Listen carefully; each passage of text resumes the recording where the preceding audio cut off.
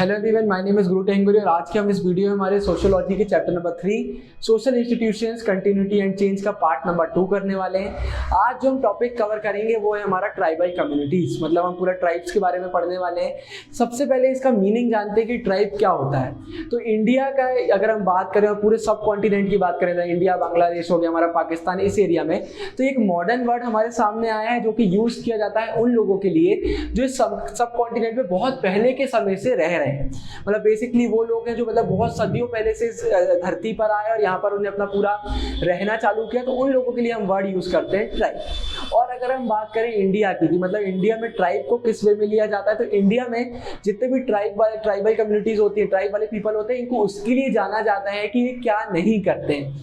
अगर इसको और सिंपल वे में बताऊं तो मतलब हम देखते हैं कि ट्राइब कैसे दूसरे बाकी हर पीपल से डिफरेंट होते हैं, मतलब दूसरी जितनी भी कम्युनिटीज हो गई, कास्ट हो गई, इनसे कैसे डिफरेंट होते हैं। तो सबसे पहला ये होता है इनका एक जो मतलब एक अलग ही फीचर होता है, वो ये है कि कोई भी ऐसा रिलीजन फॉलो नहीं करते हैं जो कहीं पर रिटन है, मतलब रिटन रिलीजन फॉलो नहीं करते हैं। दूसरा होता है इनका कोई भी पॉलिटिकल ऑर्गेनाइजेशन नहीं होता, कोई भी स्टेट ऑर्गेनाइजेशन नहीं होता, मतलब इन लोग कोई ऐसा नहीं है कि एक ऑर्गेनाइजेशन बना के रह रहे हैं, एक पर्टिकुलर बाउंड्री के अंदर में रह रहे हैं। आपने देखा होगा पहले के समय में बहुत सारी ट्राइब और आज के समय में जंगलों में रहती है। अमेरिका की बात करें तो वहाँ पर ही फॉरेस्ट में बहुत सारी ट्राइब देखने को मिलती है। तो पहला दूसरा पॉइंट ये आता है कि इनका कोई भी ऐसा पर्टिकुलर पॉलिटिकल स्टेट ऑर्गेनाइजेशन नहीं होता, कोई ऐसा फॉर्म नहीं होता है इनका। इसका तीसरा हमारा पॉइंट आता है इनका कोई भी क्लास डिवीजन नहीं होता है। मतलब हम देखने को मिलता है ना कि अपर क्लास लोअर क्लास इनका होता है, पर वो इतना ज्यादा शार्प नहीं होता है एकदम कि कोई एकदम अपर क्लास का हो गया, कोई एकदम लोअर क्लास का हो गया, ये वहां पर देखने को नहीं मिलता। और चौथा अगर हम पहले की ट्राइब की बात करें तो उनका आता है कि इनका कोई भी कास्ट नहीं होता। जैसा हमारा देखने को मिलता है ना ऐसे कास्ट हो गए इतने सारे, ऐसा इनका कुछ भी नहीं होता है। ना इनमें कोई हिंदू होता है, ना इनमें कोई पीजेंट होता है, ऐसा यहाँ पर कुछ भी यूज नहीं होता है, इनका कोई कास्ट नहीं होता है। इसके बाद अगर बात करें कि वर्ड क्यों लेके आए ट्राइब, तो बेसिकली ये वर्ड इसलिए जनरेट किया गया था क्योंकि जो हमारे उस समय एडमिनिस्ट्रेटिव पर्पस होता है तो उसमें बड़ा हेल्प करता है। भाई अब ऐसे लोग जो मिल रहे हैं जो पूरी दुनिया के लोगों से थोड़े अलग टाइप के हैं, तो इनको क्या बुलाया जाए, तो इनको ट्राइब बुला देते हैं। इसलिए ट्राइबल कम्युनिटी का पूरा हम डिटेल में पढ़ने वाले हैं कि पहले कैसा था और बाद में इसमें क्या चेंजेस देखने को मिले। आई नो सोशियोलॉजी की वीडियो थोड़ी थोड़ी बड़ी बनती जा रही है, लेकिन आप सभी को एकदम डिटेल्ड एक्सप्लेनेशन मिलना भी जरूरी है। तो अब जो हमारा पहला सब टॉपिक आता है वो है classifications of the tribal societies, मतलब ये ट्राइबल जो सोसाइटीज है इनको क्लासीफाई कैसे करते हैं। तो अगर हम सिर्फ और सिर्फ पॉजिटिव कैरेक्टरिस्टिक्स की बात करें तो इसमें हम इनको दो पार्ट में क्लासीफाई करते हैं, मतलब दो पार्ट में डिवाइड करते हैं। एक हमारा इनका होता है परमानेंट और एक होता है हमारा अक्वायर्ड। मतलब कुल मिला के इनकी परमानेंट ट्रेट्स क्या है, ट्रेट्स मतलब कुल मिला के आप ये बोल सकते हो कि परमानेंट कैरेक्टरिस्टिक्स क्या है, और इसके बाद एक्वायर्ड कैरेक्टरिस्टिक्स क्या है, मतलब ऐसी कौन सी चीजें इन्होंने जो समय के साथ सीखी और उनको अपनी लाइफ में इंप्लीमेंट किया है। तो अगर सबसे पहले अगर हम बात करें हमारी इनकी परमानेंट ट्रेट्स के बारे में, तो यहाँ पर मतलब पूरा जाता है कि इनके कौन से रीजन में रहते हैं, कौन सी लैंग्वेज ये बोलते हैं, इनकी फिजिकल कैरेक्टरिस्टिक्स क्या है, इनका इकोलॉजिकल हैबिटेट क्या है, मतलब कौन सी जगह पर रहते हैं, लैंग्वेज क्या बोलते हैं, पूरा ये सब परमानेंट उसमें आ जाता है। तो सबसे पहले अगर हम बात करें इंडिया में, तो इंडिया में देखने में आता है कि जो ट्राइबल पॉपुलेशन है पूरे इंडिया में फैली हुई है। मतलब ऐसा नहीं है कि कोई एक पर्टिकुलर एरिया में हमको देखने को मिलते हैं, पूरी ऑल ओवर इंडिया फैले हुए हैं। और टोटल इसमें से 85% जो ट्राइबल कम्युनिटी है वो हमारे मिडिल इंडिया में होती है, मतलब मिडिल इंडिया हमारा पूरा इसका हार्ट हो जाता है। तो अगर हम वेस्ट की बात करें तो गुजरात राजस्थान से चालू होता है, हमारे बिल्कुल ईस्ट में वेस्ट बंगाल और उड़ीसा तक ये जाता है। उसके बाद अगर हम अपने बीच में बात करें, पूरी लाइन अगर हम खींच रहे तो बीच में हमारा मध्य प्रदेश हो गया, झारखंड हो गया, छत्तीसगढ़ हो गया, आंध्र प्रदेश हो गया और कुछ पार्ट महाराष्ट्र का हो गया। ये टोटल ऐसे एरिया आते हैं जहां पर हमें हमारी ट्राइबल पॉपुलेशन देखने को मिलती है, टोटल 85%। मतलब हम बोल सकते हैं कि हमारा जो मिडिल इंडिया है पूरा हार्ट है ट्राइबल पॉपुलेशन का। अब इसके बाद बचती है 15% पॉपुलेशन ट्राइबल कम्युनिटी की, तो इसमें से 15 में से 11% हमको हमारे इंडिया के नॉर्थ ईस्टर्न पार्ट में देखने को मिल जाती है, और बाकी की जितनी हमारी 3% बचती है, ये 3% हमारी आजू बाजू कहीं पर हमें देखने को मिल जाती है ऑल ओवर इंडिया। और अगर आपको ऐसा लग रहा है कि मैंने ऐसा क्यों बोला कि 11% पॉपुलेशन और फिर मैंने 3 बोला, इनका टोटल तो 15 नहीं आ रहा है, तो इसका रीजन ये है कि जो 11% पॉपुलेशन हमारी नॉर्दर्न ईस्टर्न एरिया में रहती है वो 11% से थोड़ा सा ज्यादा है, और जो हमारी नीचे की पॉपुलेशन है ये 3% से थोड़ा सा ज्यादा है। जब इसका हम एवरेज निकाल देते हैं इसलिए इसका अप्रॉक्स 4% के बदले 3 आ जाता है, क्योंकि वहाँ एकदम 4 के पास नहीं है, और ऊपर वाली के इसलिए हमारा 11 से ज्यादा जाता है, इसलिए थोड़ा 15% का कैलकुलेशन एरर लग रहा होगा, लेकिन वो एरर नहीं। और इसके बाद अगर हम स्टेट वाइज बात करें कि हर स्टेट में कितना ज्यादा इन लोग की पॉपुलेशन कंसिस्ट करती है, तो यहाँ पर सबसे ज्यादा हमको देखने मिलता है फिर से नॉर्थ ईस्टर्न स्टेट्स में हमारी, यहाँ पर इनका एकदम से बहुत ज्यादा एकदम पॉपुलेशन हमको देखने को मिल जाती है। तो अगर हम बात करें हमारे पूरे नॉर्थ ईस्ट एरिया की, यहाँ पर जितनी भी स्टेट लाया करती हैं उसमें अगर हम असम को छोड़ दें तो इस स्टेट के अलावा वहाँ पर हर स्टेट में 30% जो पॉपुलेशन है वो हमारी ट्राइबल पॉपुलेशन आ जाती है। अब आप बोल रहे होंगे कि अभी मैंने बोला 11% पॉपुलेशन ईस्टर्न एरिया में, तो 30% कहाँ से आ गया? वो 11% था टोटल ट्राइबल पॉपुलेशन का इंडिया में, और यहाँ जब 30% की बात कर रहे हैं उस पर्टिकुलर स्टेट की टोटल पॉपुलेशन की बात कर रहे हैं। मतलब अगर एक स्टेट में 100 लोग हैं तो 100 में से 30 लोग जो हैं वो ट्राइब वाले हैं, मतलब 30% पॉपुलेशन वहाँ की ट्राइबल पॉपुलेशन। तो पूरे नॉर्थ ईस्ट एरिया में एक्सेप्ट असम हमें ये देखने को मिलता है। इसके बाद अगर हम इसी एरिया की बात करें तो कुछ स्टेट हो गए जैसे अरुणाचल प्रदेश हो गया, मेघालय हो गया, नागालैंड हो गया, मिजोरम हो गया, यहाँ पर तो 60% से 95% तक की पॉपुलेशन ट्राइब की गई है, मतलब इतनी ज्यादा यहाँ पर ट्राइब देखने को मिल जाती है। इसके बाद अगर हमारे पूरे इंडिया के स्टेटों की ओवरऑल बात करें तो यहाँ पर उड़ीसा और मध्य प्रदेश को छोड़ के कोई भी ऐसी स्टेट नहीं है जहाँ पर ट्राइबल पॉपुलेशन 12% को क्रॉस कर रही है, मतलब हर जगह पर कम है, एकदम नॉर्थ ईस्टर्न साइड में हमें ज्यादा देखने को मिल जाती है, वहां पर पॉपुलेशन का कंसंट्रेशन बहुत ज्यादा है ट्राइबल पॉपुलेशन का। इसके बाद अब एक क्वेश्चन आता है कि इकोलॉजिकल हैबिटेट क्या होती है, मतलब कहाँ पर हमको देखने को मिल जाते हैं ये ट्राइब वाले लोग, कहाँ पर रहते हैं? तो ये हमारे हिल्स हो गए, फॉरेस्ट हो गए, इसके बाद रूरल प्लेन्स में भी हमको देखने को मिल जाते हैं, और हमारा अर्बन इंडस्ट्रियल वाला जितना एरिया है यहाँ पर भी देखने को मिल जाते हैं। एक समय होता था जब मेनली फॉरेस्ट और हिल में देखने मिलते थे, लेकिन अब डेवलपमेंट इतना ज्यादा हो रहा है, इंडस्ट्रियलाइजेशन इतना ज्यादा हो रहा है कि यहाँ पर भी हमको देखने को मिल जाते हैं। अब इसके बाद अगर हम बात करें लैंग्वेजेस में कैसे ट्राइब्स हमारे यहाँ डिवाइड होती है, तो इंडिया में 4 कैटेगरी आती है। अब आपको इन 4 ग्रुप्स के बारे में पढ़ने से कुछ डिटेल समझना जरूरी है कि ये 4 ग्रुप ऐसे फॉर्म हुए कि जैसे पास्ट में कहीं पर कोई लोग रह रहे हैं वो आपस में मिक्स हुए, या फिर अलग अलग ट्राइब मिक्स हुई, या कोई पुराने समय की ट्राइब है तो उसमें बहुत सारी लैंग्वेजेस डेवलप होती हैं। जैसे आप इंडिया में भी आपने हिस्ट्री पढ़ा होगा तो पहले कुछ और लैंग्वेज थी, फिर और कोई लैंग्वेज आ गई, किसी ने कॉन्करर किया इंडिया तो अपनी लैंग्वेज आ गया, तो ऐसे लैंग्वेजेस भी बढ़ती जाती हैं और ग्रुप्स भी फॉर्म होते जाते हैं।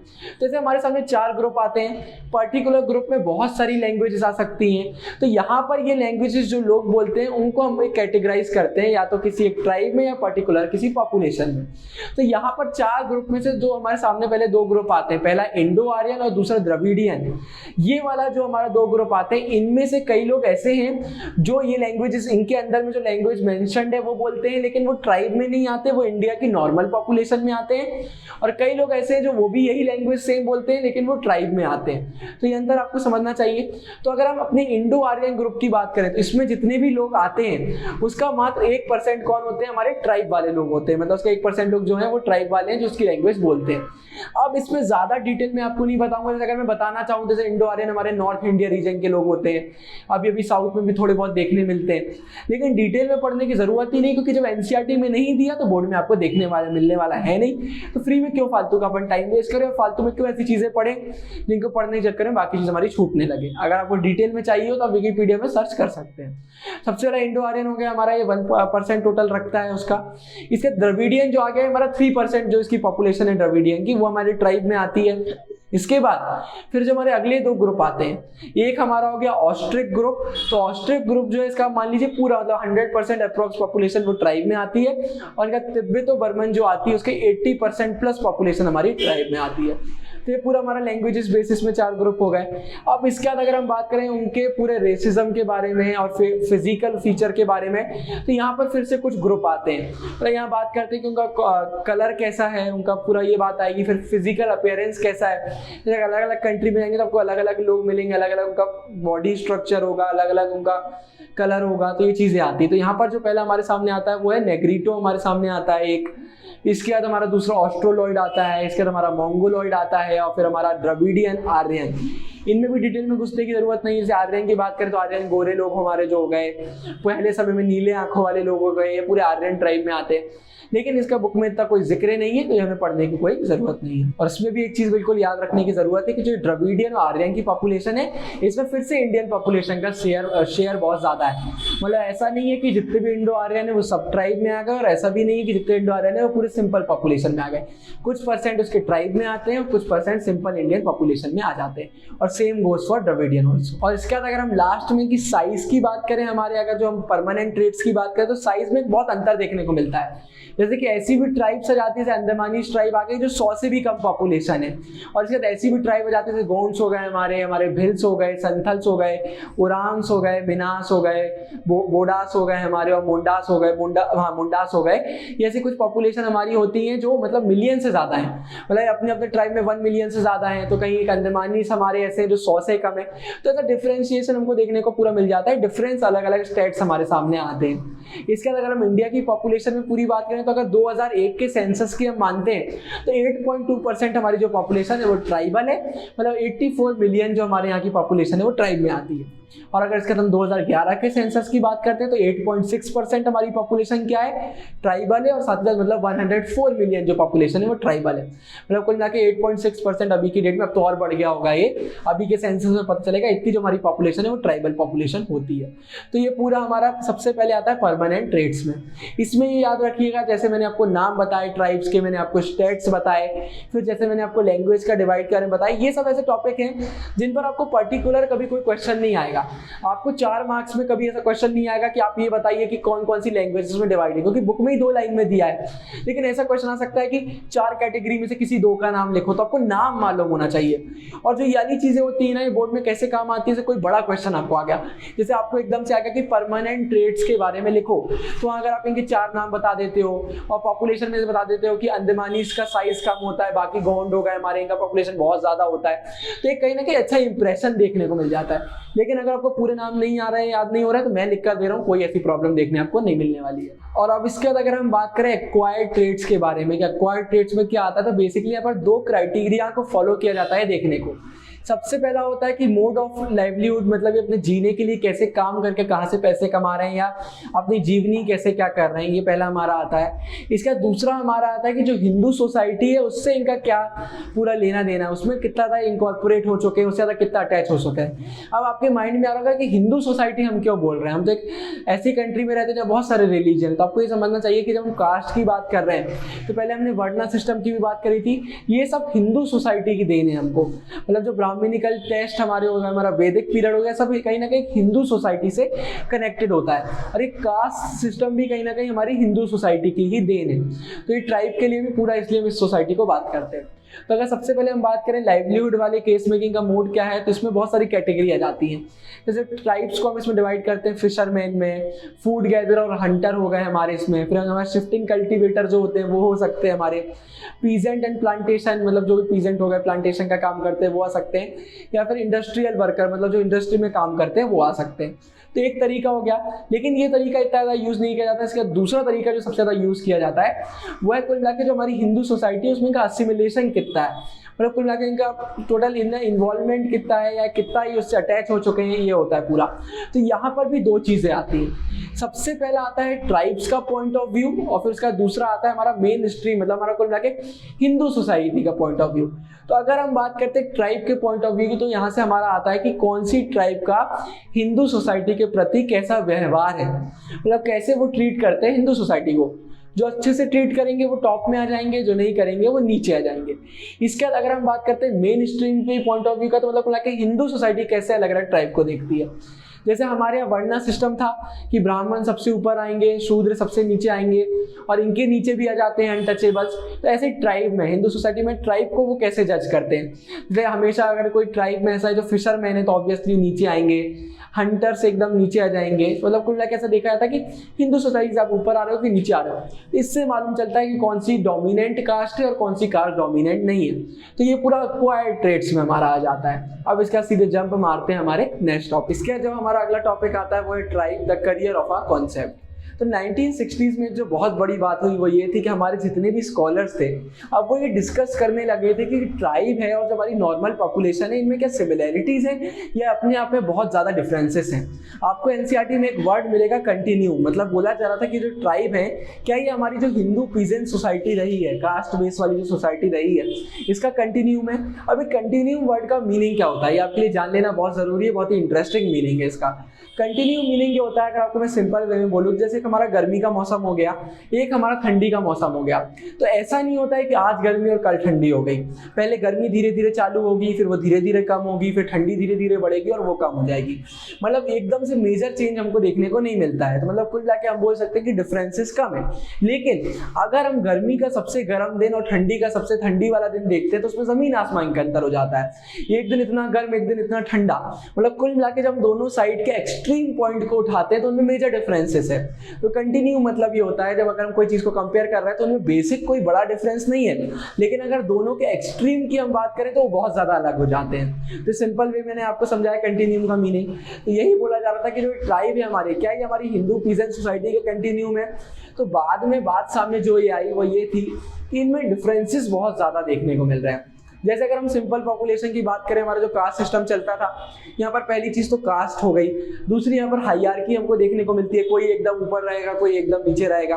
और यहाँ पर हर इंडिविजुअल की एक पर्सनैलिटी होती है। मतलब आप जैसा काम कर रहे हो उस हिसाब से आप कमाई करोगे, सबके अपने अपने घर होते हैं, अपने अपनी एक टेरिटरी होती है, वहां पर वो ऑर्गेनाइजेशन के बेसिस पर काम करते हैं। ये पूरी चीज देखने को मिलती है। लेकिन अगर हम ट्राइब की बात करें तो वहां पर इतना ज्यादा ऐसा कुछ देखने को नहीं मिलता है। वहां पर सबकी अपनी अपनी एक अलग अलग पर्सनैलिटी नहीं होती है, ऐसा ग्रुप वो काम करते हैं। इनकी कोई परमानेंट टेरिटरी नहीं देखने को मिलती थी। मतलब ये अंतर देखने को मिल रहे थे। तो चलो छोटे मोटे अंतर हो गए, लेकिन एक बहुत बड़ा अंतर आया जिसकी वजह से लोग बोलने लगे कि ट्राइब बिल्कुल भी कहीं ना कहीं हमारी हिंदू सोसाइटी का पार्ट नहीं हो सकता, वो था कास्ट सिस्टम। यहाँ पर तो पॉल्यूशन वाला जो हमारा पॉल्यूशन वाला टर्म था, प्योरिटी वाला टर्म था कि ये पॉल्यूटेड लोग हैं, प्योर लोग हैं, ये अलग टर्म तो हमें कहीं पर ट्राइब में देखने को ही नहीं मिलता है। तो मतलब एक ऐसा कोई ऑर्गेनाइजेशन जहाँ पर हम ऐसे कोई लोगों की बात करें जहाँ पर कास्ट ही सिस्टम नहीं है, तो वो कैसे हमारी हिंदू सोसाइटी के पार्ट हो सकते हैं? क्योंकि हमारी तो मतलब सोल है हमारे यहाँ कास्ट सिस्टम उस समय का। तो ये सीधे बात आई थी। मतलब अगर हम इन शॉर्ट बात करें तो ये बोला जा रहा था कि एक तरफ हमारा जो हिंदू सोसाइटी वाला पूरा होगा ये हमारे कास्ट बेसिस पर चलता है, यहाँ हायरार्की हमको देखने को मिलती है। लेकिन इसके कंपैरिजन अगर हम ट्राइब को रखते हैं तो वहाँ कोई कास्ट सिस्टम नहीं है, वहाँ पॉल्यूटेड प्योरिटी जैसे कोई टर्म नहीं है, और एक एगैलिटेरियन सोसाइटी है, सबको इक्वल ट्रीटमेंट करके ऐसा ग्रुप इन लोग काम करते हैं। तो ये मेजर डिफरेंसेस की बात करी जा रही थी। और अब इसके बाद 1970s का एक और चीज देखने में आई, वो ये है जैसा कि हमने चैप्टर के स्टार्ट में पढ़ा था कि मेनली जब हम ट्राइब्स की बात करते हैं तो उनका मेनली लाइवलीहुड वो कैसे कमाते हैं, उसके बाद वो मेनली कहाँ पर रहते हैं, उनकी टेरिटरी कैसे होती, ग्रुप कैसे होती है, मतलब सो हमने जो पूरे फीचर्स पढ़े थे। अब इसमें हमको एकदम से फॉल्टी दिखने लगे। मतलब कुल मिलाकर जैसे पहले बोलते थे ना कि अगर जो ये फॉरेस्ट में लोग रह रहे हैं ट्राइब्स हो गए, अब ऐसा भी देखने मिल रहा था कि फॉरेस्ट में जो लोग नहीं रह रहे हैं वो भी ट्राइब वाले ही हैं। मतलब कुल मिलाकर चेंजेस आ गए थे। पुराना जो क्राइटेरिया था वो पूरा चेंज हो चुका था। इसका एक एग्जांपल ये हो सकता है कि हमारे अगर हम ट्राइब्स की बात करें, हमारे गोंड्स हो गए, भिल्स हो गए, संथल्स हो गए, अब इन लोग पूरे इंडिया में फैल चुके थे। मतलब जैसे पहले बोलते थे कि एक पर्टिकुलर एरिया में आपको मिलेंगे, वैसा देखने को नहीं मिलता था। इसके बाद अगर हम बात करते हैं हमारे मुंडा और घोष की, तो अब इन लोगों को बहुत समय हो गया था कि अब ये सेटल्ड एग्रीकल्चर करने लगे थे। पहले जैसे हमने पढ़ा था कि इन लोग मेनली शिफ्टिंग कल्टीवेटर्स होते थे, या इन लोगों को शिफ्टिंग कर करके अपना पूरा एग्रीकल्चर का काम करते थे। अब ये देखने को नहीं मिला, लोग सेटल्ड हो चुके हैं, एक सेटल्ड एग्रीकल्चर में काम करते। तो ये एकदम से क्राइटेरिया चेंज हो गया। इसका सिर्फ बिरहोर्स मतलब बिहार के एक अगर ट्राइब की बात करें तो इन लोग पहले फूड गैदरर्स होते थे, हंटर्स होते थे। अब इन लोग बास्केट बनाने का, प्रेस ऑयल के जैसे एक्सेट्रा काम करना चालू कर चुके हैं। मतलब एकदम से हमें बहुत सारे चेंजेस देखने को मिल रहे हैं, मतलब क्राइटेरिया पूरा चेंज हो गया। और एक और चीज अब देखने को मिली जा रही है, जैसे पहले बोलते थे कि मेनली जितने भी फूड हंटर्स हो गए, हमारे फूड गैदरर्स हो गए, इन लोग सारे ट्राइब वाले होते हैं। अब एक नया सीन मार्केट में ये आया था कि जितने हमारे कास्ट वाले लोग हैं जिनको कोई काम नहीं मिल रहा है, मतलब लोग काम ढूंढ परेशान हो गए, वो भी ये काम करने लगे थे, वो भी हंटिंग और फूड गैदरिंग करने लगे थे। मतलब एकदम चेंज आ गया था। तो ये समझ में आ गया था कि पुरानी ट्राइब वाली डेफिनेशन तो अब आज की दुनिया में नहीं चलने वाली। तो अब इसके बाद जैसे ही एकदम से डिस्कशन चलता जा रहा था, मतलब कि ट्राइब में और कास्ट में क्या अंतर आता है, यहाँ पर एकदम से लिटरेचर का वर्क भी बहुत ज्यादा बढ़ता जा रहा था। तो कई लिटरेचर में ये लिखा जा रहा था कि मतलब कैसे ट्राइब और कास्ट में अंतर होता है। तो ऑब्वियस सी बात है, जब कोई चीज लिटरेचर में आने लगती है तो उसको कोई ना कोई रिकॉग्निशन भी मिलने लगती है कि भाई इसके बारे में हमने लिखा है। साथ ही साथ अब इस बारे में बात हो रही थी कि कैसे कैसे धीरे धीरे ट्राइब जो है वो हमारी हिंदू सोसाइटी में एब्जॉर्ब होती जा रही थी। जैसा कि आपने पहले पढ़ा होगा, संस्कृताइजेशन हमने पढ़ा था, डोमिनेंट कास्ट हमने पढ़ा था। तो यहाँ पर हमको देखने को ये मिलता है कि संस्कृताइजेशन प्रोसेस हो गया, इन सबसे कहीं ना कहीं जो ये ट्राइब्स हैं, अब ये हमारी जो हिंदू पीजेंट सोसाइटी है इसका एक पार्ट बनती जा रही है। तो यहाँ पर दो चीजें हमारे सामने आती हैं। सबसे पहले तो हमारा ये आता है कि जो ये नेचुरल प्रोसेस है, मतलब यहाँ पर हमें देखने वाली बात यह है कि जैसे जैसे हिंदू सोसाइटी बढ़ती जा रही है, इंडस्ट्रियलाइजेशन बढ़ता जा रहा है, डेवलपमेंट बढ़ता जा रहा है, हम फॉरेस्ट को काट देते हैं, तो इन चीजों की वजह से जो ये सब काम हो रहा है अपने आप ट्राइब हमारा हिस्सा बनती जा रही है। एक चीज तो ये आई।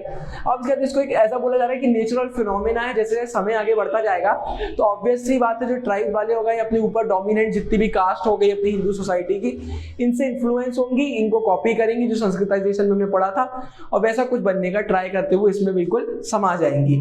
लेकिन इसके एक अपोज में एक और बात करी जा रही है कि क्या पता ये नेचुरल फिनोमेना हो, ये एक्सप्लॉइटेशन हो, क्या पता हिंदू सोसाइटी एक्सप्लॉइट करना चाह रही है ट्राइब वाले पीपलों को, तो इस पर बात हो रही थी। तो एक सबसे ज्यादा अगर एक बात करें तो एक राइटर्स का इस बारे में स्टार्टिंग के डेज में लिख रहे थे कि कैसे जो ट्राइब्स है वो इसका पार्ट बन रही थी हमारा हिंदू सोसाइटी का।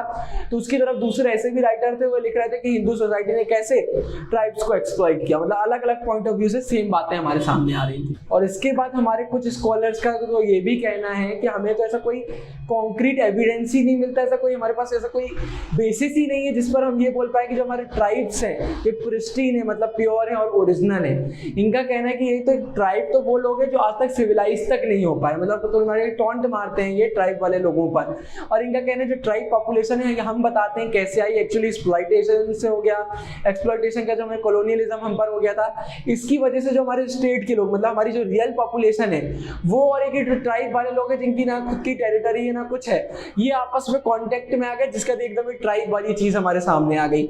और इनका कहना है कि ट्राइब एक टर्म तो इसी के बाद ही आया, मतलब कुल मिला के जब ट्राइब के पीपल नए लोगों से मिले तो उनसे अपने आप को अलग करने के लिए इन लोगों ने ट्राइब वर्ड का यूज करना चालू किया, इसको अपना लिया कि हम ट्राइबल लोग हैं, हम लोग का इन लोगों से कोई लेना देना नहीं। तो यही अपने आप में एक सबूत है कि ट्राइब वाले लोग बहुत अलग होते हैं और हम बहुत अलग हैं। और इसके बाद माना कि आज भी ऐसी सोसाइटी में लोग हैं जो ये बोलते हैं कि मतलब कुल मिला के जो हमारे ट्राइब्स की पॉपुलेशन है ये वो लोग हैं जो स्टोन एज के बाद किसी के कांटेक्ट में नहीं आ रही, आज भी वहां पर रुके हुए हैं।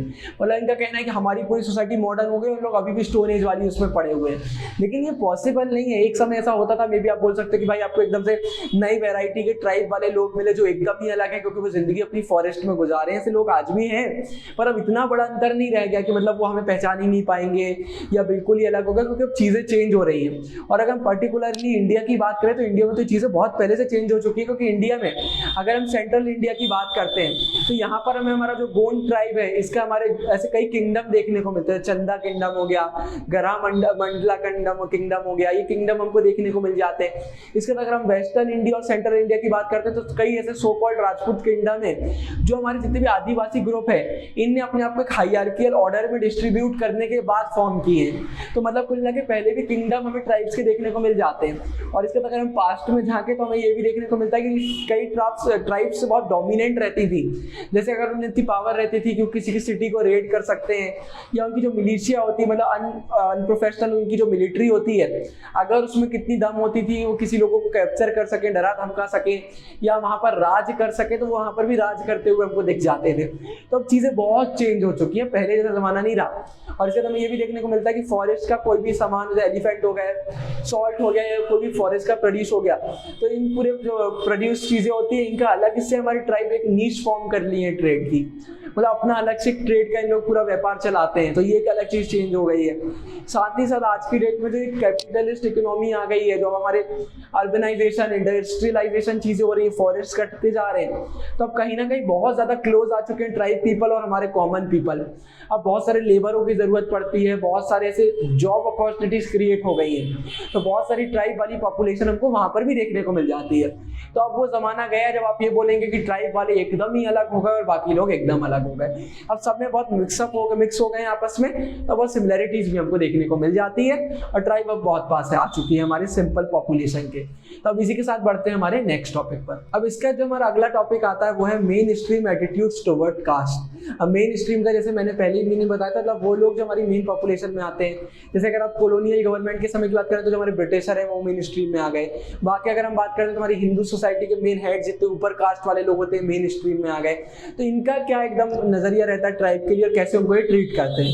सबसे पहले हमको देखने को मिलता है कि हमारी जो पुरानी एंथ्रोपोलॉजिस्ट वर्क है उसमें हमें देखने को मिलता है कि अब जो ट्राइबल वाले पीपल हैं इनका एकदम से पूरा सीन चेंज होता है हमारे कॉलोनियल पीरियड के बाद। क्योंकि क्या हुआ, जब हमारे पर ब्रिटिशर ने अटैक किया तो इसके बाद क्या हुआ, आपने हिस्ट्री में पढ़ा होगा, ये आपका हिस्ट्री में पूरा इस पर चैप्टर है कि कैसे जो हमारे हिली वाले एरियाज ट्राइब वाले लोग थे अब इन पर रेंट लेने लगे थे इनसे हमारी ब्रिटिशर, कैसे इनका बहुत सारा एरिया कैप्चर करके उन लोगों को दे दिया था जो ट्राइब में भी नहीं आते थे। ये पूरा आपने हिस्ट्री में पढ़ा होगा। तो यही यहाँ पर हमको देखने को मिलता है। सबसे पहले ब्रिटिशर ने क्या किया, मनी लैंडरों से सीधे फोर्स कर दिया लैंड की, मतलब भाई आप इन लोग से ट्राइब वाले लोगों से रुपए लो। ट्राइब वालों की हालत वहाँ पर बिल्कुल टाइट हो चुकी थी तो इनको ये प्रॉब्लम हो रही थी। उसके बाद ये माइनिंग का नया चीज आ गया था, इसके बाद इंडस्ट्रियलाइजेशन हो गया था। कुल मिलाकर पूरा इन लोगों ने फॉरेस्ट पर ब्रिटिशर ने कब्जा जमाना चालू कर दिया था, इन लोगों को वहां से भगाया जा रहा था। तो ये बहुत बड़ी एक प्रॉब्लम सामने आ रही थी। इसके बाद यहाँ पर ये भी देखने मिलता है जैसे ब्रिटिशर मेनली क्या करते थे, लोगों को लैंड दे देते थे, उसके लिए उनसे रेंट लेते थे, तो इसमें इनकी कमाई होती थी। लेकिन फॉरेस्ट में ऐसा कोई काम नहीं था, मतलब फॉरेस्ट में वो ऐसा भी नहीं कर रहे थे कि ट्राइबल पीपल वालों को पूरा लैंड दे दिया और उनसे रेंट ले रहे, क्योंकि उनको तो फॉरेस्ट से फायदा है, रिसोर्सेस मिल जाती है, मिनरल्स मिल जाते हैं, तो इन लोग सिर्फ भगा रहे थे। तो ट्राइब वालों के बहुत ज्यादा एकदम बड़ी बड़ी प्रॉब्लम देखने को मिल रही थी। कुल मिलाकर उन लोगों का पूरा सीन ही चेंज हो गया था ऊपर के एरिया में। अब उन लोगों को कोई जगह ही नहीं बच रही थी कॉलोनियल पीरियड में जहां पर उन लोग थोड़ा सा अपने आप को बचा पाए। और इसके बाद एक और चीज ये हुई थी, यहाँ पर हमारे जितने ब्रिटिशर थे रिजर्वेशन लेके आ गए थे एरियाज में कि फॉरेस्ट का इतना एरिया हमारा माइनिंग के लिए रिजर्व होगा, इतना एरिया हमारा नेचुरल रिसोर्सेज के लिए रिजर्व होगा। जब एरिया वो अपने लिए रिजर्व कर लेंगे तो ट्राइब वालों को वहां से जाना पड़ेगा, तो ये एक और बड़ी समस्या आ गई थी। इसके बाद हमारे क्या किया, जितने ट्राइब वाले लोग थे इन्हें आवाज उठाना चालू करी। इन लोगों ने बोला ऐसा नहीं चलेगा। तो जब बहुत ज्यादा रिबेलियन हुआ आजू बाजू, तो हमारे ब्रिटिशर ने एरिया बना दिए दो, एक हो गया एक्सक्लूडेड और एक हो गया पार्शियली एक्सक्लूडेड। एक्सक्लूडेड मतलब यहाँ पर ट्राइबल पीपल को जाने ही नहीं मिलेगा। पार्शियल एक्सक्लूडेड में रूल्स एंड रेगुलेशन आ गए थे, कैसे आप यहाँ पर आ सकते हो, आप क्या काम कर सकते हो, कैसे आप नहीं कर सकते, सब आ जाता है। और यहाँ पर इन्हें एक चीज और करी थी कि ट्राइब वाले एरिया जहाँ थे हेड बना दिए गए थे, मतलब किंग्स बोल सकते हो, और इन किंग्स के जरिए ब्रिटिशर अपना रूल चलाते थे। क्योंकि अगर ब्रिटिशर डायरेक्टली वहां जाएंगे तो लोग एकदम विद्रोह करने लगेंगे, तो एक किंग बिठा देते थे। वहीं के लोगों को आप हिस्ट्री में पूरा इस बारे में पढ़ेंगे कि मोस्टली किंग भी कई बार ट्राइब के ही किसी को बिठा देते थे और उसको बहुत प्रेशर में रखा जाता था।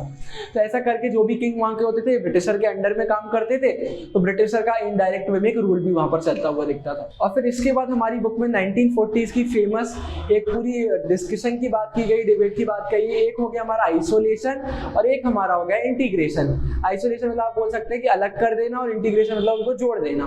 तो यहाँ पर बात ये करी जा रही थी, कई लोगों का बोलना था कि जो ट्राइब के लोग हैं इन्हें आइसोलेशन की जरूरत है, इन्हें हमें मनी लेंडर से बचाना पड़ेगा, इन्हें हमें रईस लोगों से बचाना पड़ेगा, इन्हें हमारी क्रिश्चियन मिशनरीज जितनी आ रही है उनसे बचाना पड़ेगा, और हिंदू सोसाइटी से पर्टिकुलरली बचाना पड़ेगा।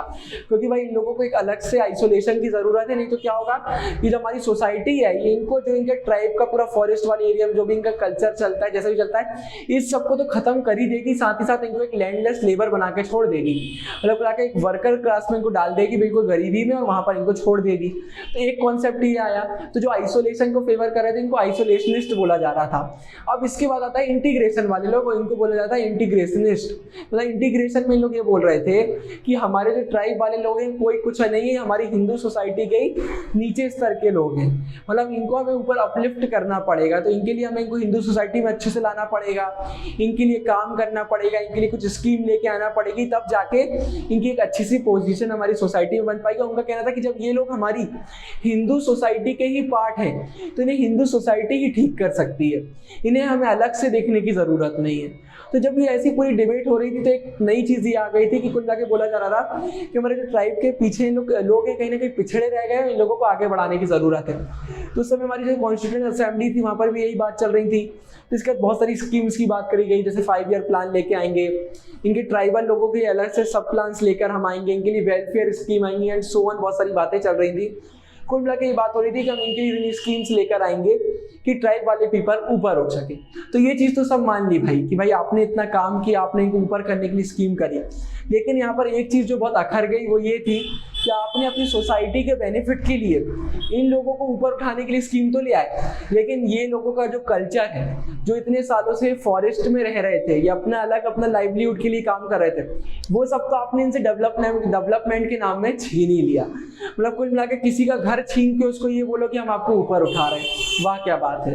ये डेवलपमेंट के प्रोसेस में इनके साथ ये चीज तो एक बहुत गलत हो गई थी। इसके बाद हमारा जो अगला टॉपिक आता है वो है national development versus tribal development. मतलब इन दोनों के बीच की टक्कर हम यहाँ देखते हैं कि क्या क्या हमको देखने को मिलते हैं सीन। तो होता क्या है गाइस, जनरली जब भी हम डेवलपमेंट की बात करते हैं ना, तो मेजॉरिटी को तो डेवलपमेंट मिल जाता है, लेकिन माइनॉरिटी हमेशा पछताती है बाद में। तो डेवलपमेंट से मेजॉरिटी को देख के किया जाता है। तो यही हमें भी देखने को मिलता है। जब हम नेहरू जी के पीरियड की बात करते हैं तो हमारे इंडस्ट्रीज हो गई, माइंस हो गई, डैम्स हो गए, इनको एकदम से बहुत ज़्यादा बनाया जा रहा था। तो ऑब्वियस सी बात है, आप डैम्स कहाँ बनाओगे? जहाँ से नदी जाती है, फॉरेस्ट वाला एरिया बहुत पड़ता है। आपको इंडस्ट्रियलाइजेशन करना है, फैक्ट्री करना है, तो आप ऐसे एरिया में बनाओगे जहाँ पर एरिया बहुत ज़्यादा है। कुल मिला के हर एक वो एरिया जो हमारे ट्राइब वाले लोगों का है, उसी को हम डेवलपमेंट बोल देते हैं वहाँ पर कंस्ट्रक्शन करके। तो ऑब्वियस सी बात है, जब डैम बनेंगे तो वहाँ के लोगों को हटाया जाएगा। तो ट्राइब वालों को बड़ी दिक्कत हो रही थी। उसका यही देखने को मिलता है कि मतलब इतना ज़्यादा दिक्कत आपने मचा दिया क्योंकि आप उनको अपने घर से ही भगाने लगे थे। तो आपने देश के लिए तो डेवलपमेंट कर दिया, लेकिन उनके लिए एक बहुत बड़ा ये नुकसान हमको देखने को मिलता है। इसके बाद अगर हम बात करते हैं कुल मिला के सीधे कब की, जब हमारे पर कॉलोनियलिज्म था, हमें ब्रिटिशर का राज था, उसी के समय से हमसे फॉरेस्ट छीना जा रहा था ट्राइब वाले लोगों से अपने काम के लिए। पूरा नेचुरल रिसोर्सेज को एक्सप्लॉइट करने के चक्कर में आपने ट्राइब वाले लोगों को भी एक्सप्लॉइट कर दिया था। इसके साथ ये जब हमारे ब्रिटिशर चले गए तो इंडिया गवर्नमेंट ने भी यही किया, रिसोर्सेज चाहिए, मिनरल्स चाहिए, फॉरेस्ट का यूज़ करना है। तो उसके पूरे चक्कर में आपने ट्राइब वाले लोगों को वहाँ से हटा दिया, उनको परेशान कर दिया। एक एग्जाम्पल ने तो हमारे नर्मदा नदी पर जितने डैम्स बन रहे हैं, तो आप डैम्स तो वहाँ पर बना रहे हो, लेकिन वहाँ के लोग कहाँ जाएंगे? आपने वहाँ के लोगों को वहाँ से हटा दिया, ट्राइब की पॉपुलेशन को। फिर यहाँ पर बहुत बड़ी एक दिक्कत देखने को मिलती है। और इसका जो एक प्राइवेट प्रॉपर्टी का कॉन्सेप्ट आया है, इसने हर चीज़ को बेकार कर दिया। क्योंकि ट्राइब वाले लोग होते हैं ना, एक ग्रुप में काम करना पसंद करते हैं। मतलब एक लैंड है तो सबका है, कोई पर्टिकुलर एरिया है तो सबका है। लेकिन आजकल प्राइवेट प्रॉपर्टी का ज़माना आ गया है। मतलब जो मेरी प्रॉपर्टी, वहाँ पर दूसरा व्यक्ति कदम तक नहीं रख सकता। तो यहाँ पर ट्राइब वाले लोगों का एकदम आपने पूरा सीन चेंज करके रख दिया। तो इनको इसमें बहुत ज़्यादा एक प्रॉब्लम हुई। इसके बाद अगर हम बात करते हैं एक और प्रॉब्लम की, तो वो आता है जो ये माइग्रेशन होने लगा है। अब क्या हो रहा है, कई ऐसी ट्राइब वाले एरिया हैं जहाँ पर नॉन ट्राइब वाले लोग आके रहने लगे हैं, क्योंकि उनको भी हटाया जाता है। जरूरी थोड़ी ना डेवलपमेंट सिर्फ ट्राइब वाले एरिया में हो। सपोज करो कोई एक ऐसी जगह में डेवलपमेंट हो गया जो पुअर लोग रह रहे हैं, अब उनको वहाँ से भगाया जाएगा तो वो कहाँ जाएंगे बेचारे? तो वो ऐसी जगह पर आ जाते हैं जहाँ ट्राइब रह रहे हैं। तो कुल मिला के देखने को मिल रहा है कि ट्राइब की पॉपुलेशन ऐसी जगहों पर कम हो रही है। और मोस्टली इसका अगर हम एक एग्जाम्पल लें तो हमारे नॉर्थ ईस्ट एरिया वाले में ज़्यादा हमको देखने को मिलता है। जैसे सबसे एक हमारे एक स्टेट का एग्जाम्पल दिया हुआ झारखंड की अगर हम बात करें, तो झारखंड में हमको क्या देखने को मिलता है कि यहाँ पर जो हमारा इंडस्ट्री वाला एरिया है, यहाँ पर एकदम से बहुत सारे लोग आ गए जो ट्राइब वाले नहीं, तो ट्राइब की पॉपुलेशन कम हो गई है। फिर नॉर्थ ईस्ट एरिया में तो कई जगह ऐसी जगह पर बहुत बड़े बड़े चेंजेस आए। त्रिपुरा, वहाँ पर पिछले एक डिकेड में हमारी जो ट्राइब की पॉपुलेशन है हाफ हो गई है एकदम। मतलब इन लोग अब माइनॉरिटी में आने लगे। मतलब इतना बड़ा एक चेंज हो गया लोगों की वहाँ पर माइग्रेशन की वजह से। तो त्रिपुरा में प्रॉब्लम होती है, ऐसी सिमिलर प्रॉब्लम को अरुणाचल प्रदेश में भी देखने को मिल रही है। तो कुल मिला के समझ में आता है कि डेवलपमेंट के नाम पर ट्राइब वालों के साथ क्या खिलवाड़ किया जा रहा है। तो एक बहुत बड़ी प्रॉब्लम आती है। पर ऐसा है कि गवर्नमेंट भी काम कर रही है, जैसे उनके लिए स्कीम्स आती है, हर चीज़ आती है, एक प्रॉफिट वाली चीज़ है। लेकिन डेवलपमेंट के नाम पर एक इनडायरेक्टली उनके साथ कितनी बेकार चीज़ हो रही है, ये भी हमें समझ लेना बहुत ज़रूरी है। अब हमारा जो लास्ट टॉपिक आता है वो है ट्राइबल आइडेंटिटी टुडे। मतलब आज के समय में ट्राइबल की आइडेंटिटी कैसी है, कैसे हम उनको पहचानते हैं। तो जहाँ एक समय होता था जब हम ट्राइब को उनके एंशिएंट कैरेक्टरिस्टिक्स की वजह से पहचानते थे कि लोगों की क्या कैरेक्टरिस्टिक होती है, वो सब चेंज हो गया है। हम लोगों ने डेवलपमेंट के नाम में ट्राइबल पीपल के साथ बहुत खिलवाड़ किया है। और सिर्फ ऐसा नहीं कि पॉलिटिकल खिलवाड़ किया है या हमने सिर्फ इकोनॉमिक किया है, हमने इनका कल्चर भी तबाह करा है। क्योंकि हमने इनको फोर्स किया है कि अपनी जो हमारी सोसाइटी है उसमें लोग अंदर आ सकें। इस चक्कर में कहीं ना कहीं इनको बहुत प्रॉब्लम फेस करने को मिलती है। तो आज की जो इनकी मेन आइडेंटिटी है वो हमारे एक्शन की वजह से चेंज हो गई और वही आज की डेट में जानी जाती है। इसके बाद हमें ये भी देखने को यहाँ पर मिलता है कि आज की जो ट्राइब है, अब इन लोगों का मेन फोकस हो गया है कि कैसे अपने आप को दूर रख सकते हैं हमारी मेन सोसाइटी से। सिंपल रीजन है, जब जब उनने हमारे पास आने की कोशिश करी हमने उनको धक्का दे दिया। तो ऐसे में वो कोशिश ही करेंगे भाई इनसे दूर रहे, हमारा प्रॉफिट है। इसलिए कि थोड़ी सी करवाहट हमको देखने को मिल जाती है। लेकिन इन नेगेटिव चीज़ को छोड़े तो कुछ पॉजिटिव चीज़ भी हुई है। जैसे कि अगर हम बात करें झारखंड हो गया, छत्तीसगढ़ हो गया, इनको बहुत ज़्यादा स्ट्रगल के बाद एक अपनी स्टेटहुड मिला, अपने आप में एक स्टेट ये फॉर्म हुए।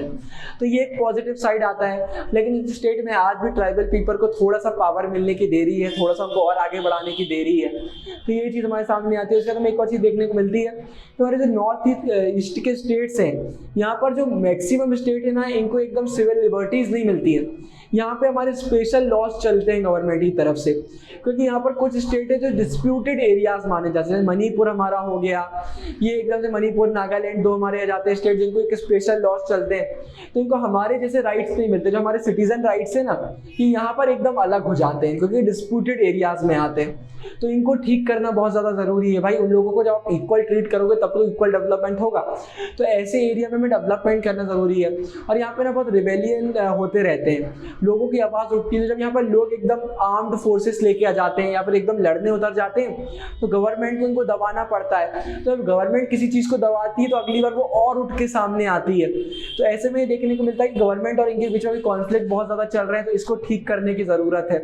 और इसके बाद एक और जो पॉइंट है, जैसे हम झारखंड और छत्तीसगढ़ की बात कर रहे हैं, इनको स्टेटहुड मिल गया लेकिन इन्हें अभी अपनी स्टेट के पावर का फुल पोटेंशियल बाहर लेकर नहीं आए।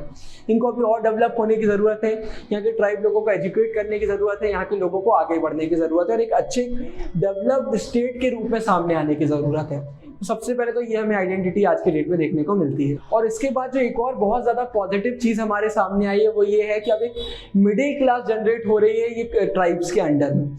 कुल मिला के क्या हो रहा है, अब लोग पढ़ रहे हैं, लिख रहे हैं, तो इसके बाद में कुछ लोग ऐसे हो जाते हैं जो मिडिल क्लास में आने लगते हैं क्योंकि वो काम अच्छे करने लगते हैं, इनकम होने लगती है। तो फिर एकदम नीचे वो लोग डिप्राइव्ड लोग होते हैं, अब उनसे ऊपर ही उठने लगते हैं। तो एक मिडिल क्लास आ गई है, मतलब अब आप एक ऐसा बोल सकते हैं कि एक प्रोफेशनल अर्बन क्लास हो रही है। और मेनली ट्राइब की अगर हम बात करें तो नॉर्थ ईस्ट साइड में हमको बहुत ज़्यादा ऐसा देखने को मिलता है, लेकिन अब धीरे धीरे पूरे इंडिया में फैल रहा है। मतलब जहां हम पहले बोलते थे कि ट्राइब एक लोगों का ग्रुप है जिनका सेम कल्चर है, सब है, अब इसमें हमें थोड़ा सा अंतर देखने को मिल रहा है। अब उसी ट्राइब में कोई लोग ऐसे आएंगे जो एकदम पुराने ट्राइब वाले हो गए, और उसी में कई लोग ऐसे हमको देखने को मिलेंगे जो बहुत पढ़े लिखे हो गए और अच्छे अच्छे काम कर रहे हैं। तो ये एक बहुत बड़ा अंतर हमारे सामने सबसे पहले आ जाता है। और इसके बाद अगर हम ये बात करें कि क्या ऐसे रीजन है जिसकी वजह से ट्राइब वाले मूवमेंट हो रहे हैं, तो दो बड़े रीजन आते हैं। एक सबसे पहला हमारा रीजन आता है लैंड और फॉरेस्ट की वजह से, कि भाई जो हमारा ट्राइब का लैंड है और फॉरेस्ट है हमें मिलना चाहिए, तो इस वजह से मूवमेंट आते हैं। और दूसरे इनके एथनिक और कल्चरल रीजन से आते हैं कि हमारे कल्चर को दबाया जा रहा है या हमारे कल्चर से रिलेटेड कोई भी रीजन हो सकता है जिसकी वजह से मूवमेंट देखने को मिलते हैं। लेकिन यहाँ पर हमें समझने वाली बात यह है कि जो ये मिडिल क्लास ऊपर हमने पढ़ा भी आई है पहले, तो ये मिडिल क्लास जो है इसका रीजन बहुत सारे हैं। पढ़ाई लिखाई बढ़ रही है, साथ ही साथ रिजर्वेशन का हम आने वाले चैप्टरों में पढ़ेंगे। एक ये रीजन आता है कि भाई गवर्नमेंट की रिजर्वेशन वाली स्कीम आई जिसकी वजह से एकदम इन लोग को अपलिफ्टमेंट मिली है, तो ये रीजन आते हैं। तो अब हमें ये समझने की जरूरत है कि ये दो मूवमेंट जरूर होंगे, मतलब अगर हम बात करें एक फॉरेस्ट लैंड की वजह से और एक कल्चर की वजह से, लेकिन अब इन मूवमेंट में पार्ट लेना या अगर हम एक ट्राइबल पीपल की सोच बोले तो अब सोच में अंतर आ रहा है। अगर एक रिजर्वेशन वाला व्यक्ति जो ट्राइब में आता है वो बार बार अभी दुनिया को बता रहा है कि मैं इस ट्राइब में आता हूँ, तो मे भी रीजन हो सकता है कि उसको रिजर्वेशन की वजह से वो बोल रहा है, या मे भी रीजन हो सकता है कि उसको गवर्नमेंट से किसी स्कीम की हेल्प चाहिए, तो एक रीजन ही हो गया।